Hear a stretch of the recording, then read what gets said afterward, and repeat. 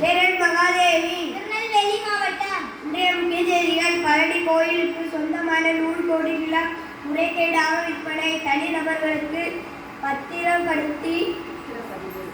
பத்திரப்பதிவு செய்தது செல்லாது. ஹைகோர்ட் கிளை அதிரடி உத்தரவு. சாயப்பட்டறைகளுக்கு சீல் வைத்ததை கண்டித்து விசைத்தறி தொழிலாளர்கள் பஞ்சு தொட்டி திறக்க முயற்சி. சங்கரன்கோவிலில் போராட்டத்தில் ஈடுபட்ட 60 பேர் கைது.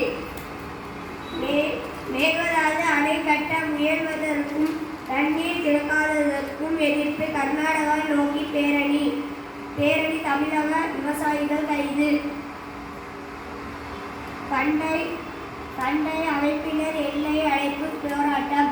ஒசூரில் அரசு பஸ்கள் நிறுத்தம், பயணிகள் அவதி. நீர்நிலைகளில் நேரடியாக கலக்கும் அவலம்.